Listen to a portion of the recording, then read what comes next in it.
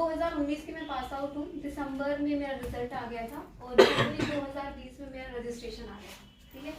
उसके बाद मैं यहाँ पे आ गई थी और 2 महीने मैंने पढ़ाई की, फिर कोरोना आ गया था और कोरोना में सब कुछ बंद हो गया था, ठीक है ना। कोरोना में सब कुछ बंद हो गया तो मैं घर चली गई थी और घर जाने के बाद मैं 1 घंटा 2 घंटा डेली पढ़ती थी, क्योंकि हमारा घर गाँव में है और वहाँ पे मतलब सब कुछ रखते हैं, ठीक है ना। लेकिन नेक्स्ट ईयर फिर आया, 2020 खत्म हो गया, पूरा 2020 कोरोना रहा था। 2021 में भी लगभग कोरोना ही रहा था। 2022 में मेरे पापा और मेरी बहन बोले कि अब चलिए, मतलब फिर से कोचिंग करी, क्योंकि पेपर नहीं निकल रहा था। पेपर नहीं निकल रहा था और इतने बुरे मार्क्स आ रहे थे कि मैं आपको बता नहीं सकती, क्योंकि मैं वैसे भी जनरल कैटेगरी से हूँ और मुझे कुछ नहीं आता था। मैं बिल्कुल बिलो एवरेज स्टूडेंट थी, ठीक है। लेकिन जैसे ही मैं आई थी, मैं यहाँ पे डेमो लेने आई थी पहले 2020 में, जनवरी में स्टार्ट हुआ था बैच, और तब उपेंद्र सर ने डेमो दिया था, खतरनाक वाला डेमो था, ठीक है। तब मैंने सर को देखा, फिर मुझे लगा कि इससे बेस्ट कोचिंग कोई हो ही नहीं सकती, ठीक है ना। उपेंद्र सर को देखते ही मेरा दूसरी डेमो देखने का भी मन नहीं था, क्योंकि उपेंद्र सर ने ऐसा मोटिवेट कर दिया था कि जैसे आज तो सब कुछ फाड़ देंगे तो ऐसा लग रहा था सब कुछ फट ही जाएगा, लेकिन घर जाके 3-4 दिन के बाद खत्म हो गया तो सब कुछ। लेकिन इससे बेस्ट कोचिंग मैंने कोई नहीं देखी। मैं दिल से बता रही हूँ, आज जो भी मैं बोलूंगी सब कुछ सच बोलूंगी। वो बोलते हैं ना कि गीता पे हाथ रख के रखो, आज सब कुछ मैं सच बोलूंगी, ठीक है। उसके बाद क्या हुआ, कोरोना आ गया था, सब कुछ बंद हो गया था। 2021 में भी मैंने कोशिश की, लेकिन वो बात नहीं थी, ठीक है। 2021 भी कैसे ना कैसे करके निकल ही गया। फिर मैंने 3 महीने 2021 में कॉलेज में पढ़ाया था। फिर मैंने कॉलेज में देखा कि वहाँ पे मेरे से एक्स्ट्रा काम ले रहे थे। मुझे पढ़ाना बहुत अच्छा लगता है, ठीक है। जितनी भी नॉलेज मुझे है, मैं सोचती हूँ कि मैं इससे भी ज़्यादा मैं बच्चों को दे दूँ। फिर क्या हुआ, वहाँ पे एक्स्ट्रा वर्क मेरे से लिया जा रहा था, मतलब बच्चों तक मुझे नहीं भेजा जा रहा था, ठीक है। तो मुझे लगा कि कहीं ना कहीं मेरी ग्रोथ नहीं हो रही। 3 महीने में ही मैंने क्या किया, कॉलेज छोड़ दिया। कॉलेज छोड़ने के बाद नेक्स्ट आया 2022, ठीक है। बहुत लंबी जर्नी है, ऐसे नहीं है कि हाँ आते ही एम्स में सेलेक्ट हो गई, ऐसा बिल्कुल नहीं है। फिर मैंने क्या किया, 2022 में मैं यहाँ पे 14 मई 2022 को मैं यहाँ पे आई। फिर मैंने डेमो लेना ज़रूरी नहीं समझा। फिर मैंने क्या किया, दोबारा से क्लास स्टार्ट की और 6-7 महीने की कोचिंग आराम से की। जैसे जैसे उपेंद्र सर बताते थे वैसे करती थी। मैंने मेहनत बहुत ज़्यादा की है, मतलब अपने मुँह से नहीं बोलना चाहिए, बट मैंने मतलब ये जो मुझे भोपाल एम्स मिला है, ये मैंने बहुत बड़े स्ट्रगल के बाद मिला है, ठीक है। उसके बाद कोचिंग खत्म होती ही उपेंद्र सर से मैंने बोला कि सर प्लीज़ मेरा डेमो ले दो और मुझे थोड़ा सा मतलब टीचिंग करवानी है और मुझे टीचर बना दो यहाँ पे। तो सर ने तब कहा था, इसी क्लास में मैं बैठती थी और मेरा सपना 2 सपने थे। एक तो मुझे सरकारी नौकरी लेनी थी, दूसरा मुझे इसी कोचिंग के अंदर इसी हॉल में पढ़ाना था, ठीक है। और लकीली दोनों के दोनों सपने मेरे पूरे हो गए थे। फिर सर बोले, उपेंद्र सर ने इतना हंस के कहा कि मैडम वैकेंसी नहीं है, ये सिंपल सा वर्ड इसी होल से सर निकल रहे थे। तो मैंने कहा सर वैकेंसी नहीं है तो वैकेंसी बना दो, ठीक है। तो सर तब भी हंस के चले गए और मेरे अंदर ये हो रहा था कि सर पता नहीं कैसे इंसान है, ऐसे हंसने चले तो फिर मैंने क्या किया, फिर सर को फिर बोला। सर ने सोचा कि हाँ ठीक है, एक बार दे देते हैं। फिर सर का 2 दिसंबर को बर्थडे था। फिर सर को मैंने विश किया, क्योंकि सर बहुत अच्छे हैं, रोहित सर भी और उपेंद्र सर भी। यहाँ पे सर तो सारे अच्छे हैं, लेकिन ये 2 तो सुपरस्टार है हमारे, ठीक है। मतलब इनको क्या होता है, जैसे आप कोचिंग में आओगे ना, तो कोचिंग में आओगे 2-4 दिन के बाद सर को पता नहीं पहले ही पता चल जाता है। नेक्स्ट डे देखना, आप आज से ये सोच के जाओगे कि मैं 100 क्वेश्चन कर लूंगा, कल मैं 200 क्वेश्चन, लेकिन आप कुछ नहीं कर पाओगे। सर पहले से ही सारी प्रॉब्लम बता देते हैं। तो मुझे लगता है यार पता नहीं सर को मतलब इतनी नॉलेज कैसे है, आने वाली हर प्रॉब्लम भी सर बता देते थे। फिर सर ने बोला 2 दिसंबर को कि मैम कल आपका डेमो है और डेमो देना, ठीक है। फिर मैंने डेमो दिया और डेमो कहीं ना कहीं ठीक था, मतलब मैं ज़्यादा अच्छा नहीं बोलूँगी और ज़्यादा कम भी नहीं बोलूँगी, बिल्कुल ठीक ठीक था। हम उसको मार्क्स बिल्कुल एवरेज वाले देंगे।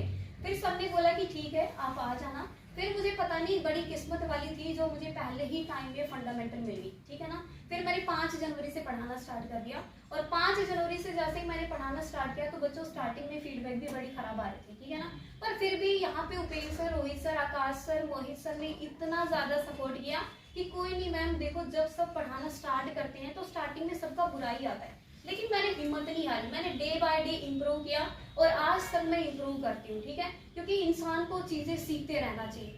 फिर मैंने क्या किया, मैं लगातार पढ़ती थी। जैसे उपेंद्र सर ने बोला, यहाँ पे मैं 5 से 6 घंटे पढ़ती थी और घर मतलब 6 घंटे पढ़ाती थी। फिर घर जाने के बाद मैं खुद से पढ़ती थी, खुद से मैं इतना पढ़ती थी। और प्री और मेंस में तो मेरा इतना बुरा हाल हो गया था कि मुझे कुछ नहीं दिखाई देता था, ठीक है। मैं यहाँ पे 2 बजे तक पढ़ती थी और आकाश सर ने इतना अच्छा टाइम बनाया कि मुझे 2 के बाद पूरा टाइम अपनी स्टडी के लिए मिल जाता था। मतलब ऐसा नहीं है कि यहाँ पे एक टीचर का योगदान नहीं, मोहित सर हमेशा गाइड करते रहते थे कि ये पढ़ो, अब ये करो, ये करो।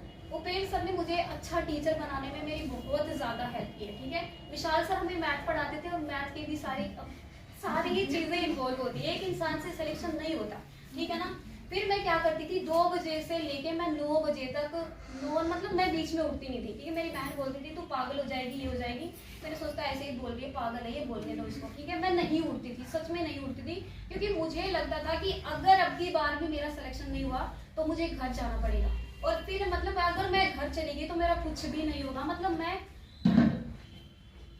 कुछ नहीं होगा, और कुछ नहीं होगा तो मतलब एक कोशिश तो मैं करके देखती हूँ। फिर मैंने बच्चों इतना बुरे तरीके से पढ़ना स्टार्ट कर दिया, इतना बुरे तरीके से, मेरा बड़ा ही स्ट्रगल रहा है, बहुत ही ज़्यादा। बट यहाँ टीचर्स ने मुझे इतना ज़्यादा मोटिवेट किया कि मुझे पता ही नहीं चला समय का कि कैसा समय था। अब क्या किया, मैं लगातार 2 से 7 पढ़ती थी, और मतलब ये नहीं था कि सेलेक्ट हो जाएंगे, क्योंकि कुछ नहीं पता होता पेपर का। फिर भी मैंने कोशिश करना नहीं छोड़ा। एक दिन मैं प्री का मतलब पेपर दे के आई थी, तो मुझे लगा यार कहीं अगर ये नहीं होगा तो मीन्स मैं कैसे दूँगी, मतलब फिर भी मैं पढ़ती गई। मैं भगवान के आगे रोने लगी कि भगवान अब की बार भी नहीं होगा तो बड़ी मतलब बहुत बड़ी मुश्किल आ जाएगी, क्योंकि सब कुछ छोड़ के जाना, और एक कौन छोड़ के जाना, एक कौन मतलब इससे अच्छा कोचिंग मैं नहीं बताऊंगी। माँ कसम सबसे अच्छा वर्ल्ड का बेस्ट कोचिंग सेंटर है सच में। अगर आप यहाँ से आगे हो ना बच्चों, तो ये मानो कि आपने मतलब पता नहीं कौन सा दान पुण्य किया है जो इस कोचिंग में। मैं 34 बैच की स्टूडेंट हूँ, और हमारे बैच में मैं आपको बता देती हूँ 100 बच्चे थे हम, और 100 आज हम 80+ बच्चे सेलेक्टेड कैंडिडेट हैं। हर की मैं लिस्ट भी बता सकती हूँ।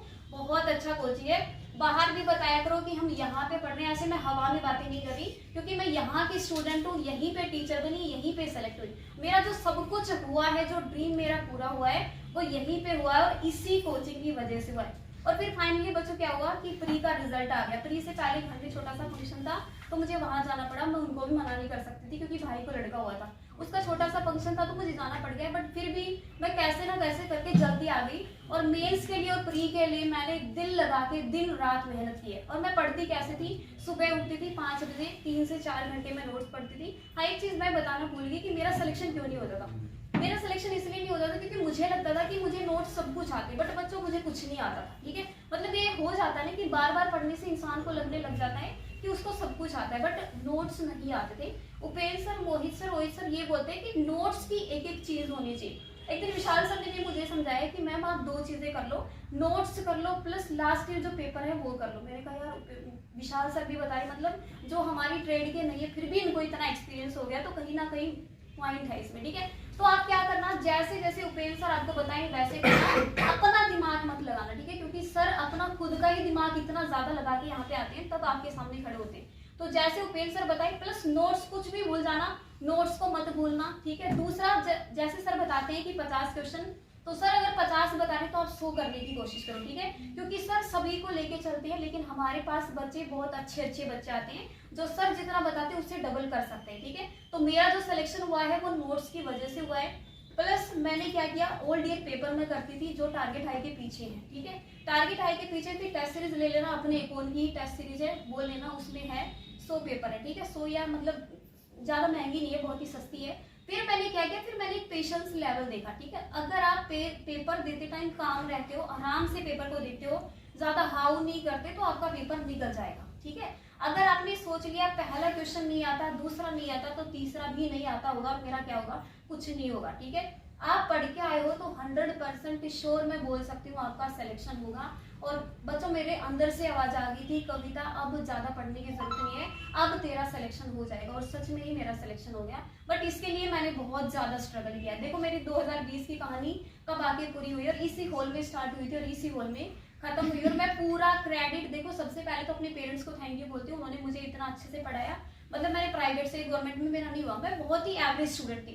यहाँ तक जो मैं पहुंची हूँ, डे बाय डे मैंने मेहनत करके डे बाय डे मैं इतना इंप्रूव कर दी थी। यहाँ पे सभी टीचर से पूछती थी, Mohit sir, Rohit sir, Upendra sir, कि सर मुझे शर्म नहीं आती थी कि अब मैं टीचर बन गई हूँ तो मैं क्यों पूछूं, नहीं, मुझे बिल्कुल ऐसा नहीं लगता था। मुझे ऐसा लगता था कि अगर बच्चे के सामने मैं खड़ा हो रही हूँ तो बच्चा मतलब मेरे से 100% सेटिस्फाई होना चाहिए, उसके लिए फिर मुझे चाहे कुछ भी करना पड़े।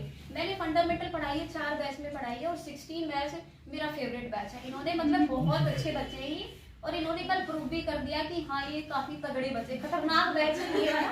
और 44 भी बहुत अच्छा। अब यहाँ पे 30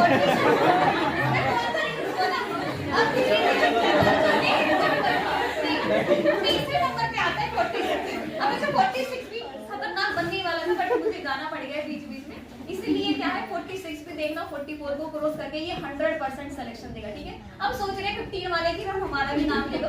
15 वाले थोड़े से कम बच्चे हैं कि आते हैं डेली, मैंने इनको बहुत कम पढ़ाया। इंटेलेक्स की मैंने 5 से 6 क्लासेस ली है, ये भी बहुत अच्छे बच्चे। मतलब यहाँ पे कंपटीशन इतना है कि हम बाहर जाने की हमें जरूरत ही नहीं है। ठीक है, साइड में चाहे कुछ भी होता रहे, यहाँ नहीं जाना है कि यहाँ पे कोचिंग है तो हम इसमें डेमो ले ले, नहीं। यहाँ आप इतनी अच्छी जगह आ गए हो कि आपको सोचने की भी जरूरत नहीं है। और सच बता रही हूँ बच्चों, 100% सिलेक्शन होता है एकोन के अंदर। मेरी क्लास की हिस्ट्री उठा के देख लेना। ठीक है, आजकल बस 2-4 बच्चे ही ऐसे होंगे जो नहीं, देखो जो नहीं पढ़ेगा उसका तो सिलेक्शन सर्दी भगवान तो है नहीं, मतलब हाँ भाई ले बेटा ये हवा भर देंगे और जा ये करके आ जाना। ठीक है, पढ़ना पड़ता है।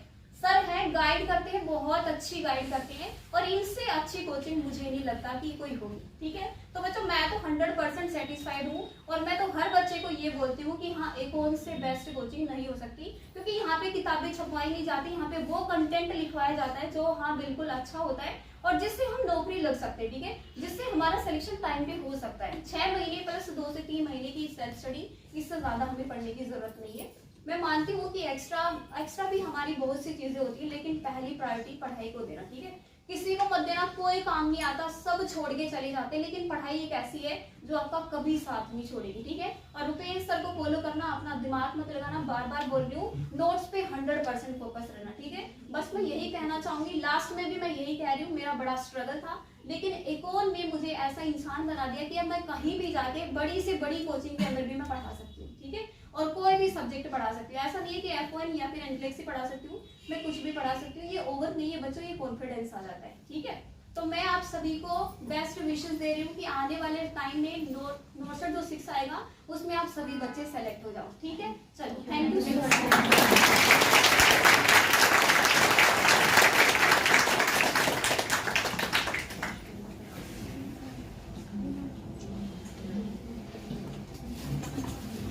अभी क्लासरूम के बाहर मैडम को मैं 500 रुपए दे के लाया था।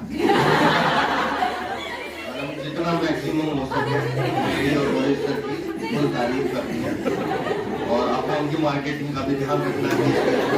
सीरीज भी है, तो मैडम ने अपना रोल बहुत अच्छे से निभाया। पैसे कटेंगे नहीं।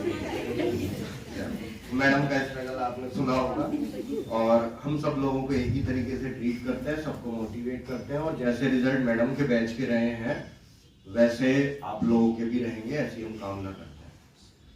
दूसरी बात, मैडम के अंदर एक चीज थी, कभी ऑफिस में हम बैठते थे तो मतलब सर आप तो कम ही बताओ, बस इम्प्रूव करनी है, हम करेंगे इम्प्रूव, हम बनाएंगे अकाउंट का बैच, हम क्यों नहीं कर रहे सर मेहनत, हम क्यों पीछे चल रहे हैं सर, आजकल ये चीज क्यों हो रही है सर, क्लास डिले क्यों हो रही है सर, हम ऐसा क्यों नहीं कर रहे हैं। मतलब ऐसे टीचर बहुत कम होते हैं जो पीछे पड़े रहते हैं कि सर हमारी कमी बताओ, हम इम्प्रूव करेंगे, हम सीखेंगे, सर हमें टीचर बनना है। तो ऐसे लोग बहुत कम मिलते हैं आज के टाइम पे। मैडम को टीचिंग किए हुए मुश्किल से 1 साल भी शायद नहीं हुआ होगा यहाँ पे, है ना, 8-9 महीने हुए होंगे, उसमें इतना इम्प्रूवमेंट, ड्रास्टिक इम्प्रूवमेंट। वरना शुरुआत में तो बहुत कंप्लेन आएंगी, हर टीचर की आती है, हमारी भी आई थी जब हमने पढ़ाना शुरू किया था, लेकिन इतनी तेजी से इन्होंने, और इतना बड़ा सब्जेक्ट, मेजर सब्जेक्ट, नई फैकल्टी को हम लोग नहीं देते हैं स्टार्टिंग में, लेकिन मेन सब्जेक्ट से शुरुआत करके, और अब तो बहुत अच्छी टीचिंग स्किल्स डेवलप हो गए थे। लेकिन दिक्कत यही आती है कोचिंग इंस्टीट्यूट में कि जैसे टीचर टीचिंग करना सीखता है उतने में उसका सिलेक्शन हो जाता है, फिर वो चला जाता है। बस यही मेन दिक्कत आती है। तो इस वजह से मैं और रोहित सर ही जमे हुए हैं यहाँ पे, और रोहित सर आकाश सर को कोशिश करते रहते हैं कि वो भी रुके रहे। तो बस ये 4-5 लोग ही रह जाते हैं हर बार, फिर 6-7 नए आते हैं, फिर वो सीखते हैं, फिर उन पे मेहनत करते हैं, फिर वो सेलेक्ट होकर निकल जाते हैं। अब देखते हैं, मैडम बोल के तो जा रही है कि दिल्ली है उनसे सर अगला टारगेट, तो जल्दी आना है ताकि अकाउंट को लाइफ लॉन्ग फिर अपने एजुकेशन के सर्विस दे सके। तो देखते हैं, मैडम ने प्रॉमिस तो किया है कि जल्दी एम्स दिल्ली का टारगेट रहेगा, भोपाल से वापस लौट के आने। चलो, मैं तो बहुत सारी बातें करता ही रहूंगा। रोहित सर की क्लास है, एक बार ट्रॉफी के बारे में सर बताएंगे और फिर आगे बढ़े। Good afternoon to all. Kavita madam की सबसे अच्छी बात है कि हमेशा इनके फेस पे स्माइल मिलेगी आपको। ये चाहे कितनी भी टेंशन में होंगी या कितने भी स्ट्रगल में होंगी, अगर ये ऑफिस में आएंगी तो इनको आप देख रहे हो तो इनके चेहरे पे हमेशा स्माइल मिलेगी। तो किसी भी पर्सन की ये सबसे बड़ी क्वालिटी मुझे लगती है, जो आसपास अपने लोग होते हैं, कि आप कितने भी ऊंचे चले जाओ लेकिन आप अगर हम्बल बने हो ना तो वो नेचर आपको अपने आप में बहुत बड़ा बना देता है। तो ये सबसे बड़ी क्वालिटी मुझे कविता में की हमेशा नजर आती है। हालांकि मैंने इनसे कभी कहा नहीं बता देते थोड़ा सा और लेकिन ये जितने भी हम सब लोग हैं उन सब में सबसे बड़ी क्वालिटी जो इनके अंदर नजर आती है कि बी हम्बल ऑलवेज। ये हमेशा कितनी भी बड़ी ऊंचाइयों पे पहुंच जाएंगी, लेकिन मुझे लगता है कि ये ऐसी ही बनी रहेगी क्योंकि अब ये इनके नेचर में आ गई है। बाकी देखो स्ट्रगल तो देखो सबकी लाइफ में, आपकी भी अपनी स्टोरी बनेगी जब आप सक्सेसफुल होंगे। इनकी थोड़ा स्ट्रगल ज्यादा हो गया क्योंकि बीच में कोविड आ गया था, इस वजह से स्ट्रगल का ड्यूरेशन क्या हो गया, बड़ा हो गया। तो स्ट्रगल से कभी घबराना नहीं है बच्चों, स्ट्रगल तो आएगा ही आएगा। और अगर सक्सेस होना इतना आसान होता कि बिना स्ट्रगल के मिल जाती तो सभी को मिल जाती ना। फिर हमें इतनी दूर आके और सबसे गंदे इलाके नहीं अशोकनगर में आने की क्या जरूरत है? ये तो सबसे बुरा इलाका है दिल्ली का, फिर भी आप लोग आ रहे हैं यहाँ पे, पढ़ रहे हैं, तो यही आपकी स्ट्रगल की कहानी रचेगा। देखो बच्चों, सक्सेस होती है इतनी लेकिन स्ट्रगल होता है इतना। लेकिन जो ये टेस्ट है ना इतना सा, ये जब मिलेगा ना तो ये सब वर्दी हो जाएगा। तो ये हमेशा ध्यान रखना कि स्ट्रगल हमेशा इतना रहेगा, सक्सेस हमेशा इतनी रहेगी, लेकिन ये इतने से का जो टेस्ट मिलेगा ना आपको, ये सब वर्दी कर देगा। सारे दुख दर्द सैक्रिफाइसेस संघर्ष सब कुछ भुला देगा। तो उसके लिए मेहनत करो। और ट्रॉफी की बात करें तो ये ट्रॉफी है जो हम सभी हमारे स्टूडेंट जो सेलेक्ट होते हैं अपने ड्रीम को लेकर यहाँ आते हैं और वो पूरा होता है तो उनको दी जाती है। तो मैं उम्मीद करता हूँ कि फ्यूचर में आप सभी के पास ये होगी। क्या होगी? सभी के पास होनी भी चाहिए। देखो, होने का मतलब यह है कि ये ट्रॉफी आपको फ्यूचर में ये एहसास दिलाएगी, ये याद दिलाएगी कि एक टाइम था जिस समय हम स्ट्रगल कर रहे थे। और जब भी आप इस ट्रॉफी की तरफ देखोगे फ्यूचर में 10-20 साल बाद, एक हल्की सी मुस्कुराहट आएगी जब आप अपनी लाइफ में सेटल हो जाओगे और खुश होंगे, शादी वादी हो जाएगी, बच्चे स्कूल जाने लगेंगे, चाय की चुस्की ले रहे होंगे सर्दी में, तो ये ट्रॉफी रखी होगी, आपकी नजर जाएगी तो चेहरे पे अपने आप ही मुस्कुराहट आ जाएगी। तो मुस्कुराहट क्या याद दिलाएगी कि आज जो लाइफ आप जी रहे हो उस समय, ये उसकी बदौलत है जो स्ट्रगल आपने किया है। तो मैं चाहता हूं हर अपोनेंट जो भी यहाँ पर आया है अपने ड्रीम को लेकर, उसके घर में ये ट्रॉफी होनी चाहिए, भले ही देर लग जाए लेकिन होनी चाहिए। तो ये प्रॉमिस करते हो कि ये सभी के पास होगी? चलिए, अब मैं आकाश सर, उपेंद्र सर, मोहित सर और विशाल सर को बोलता हूं कि मैडम को ये ट्रॉफी दें, क्योंकि मैडम ने बोला था कि सभी टीचर्स मुझे ये ट्रॉफी देंगे।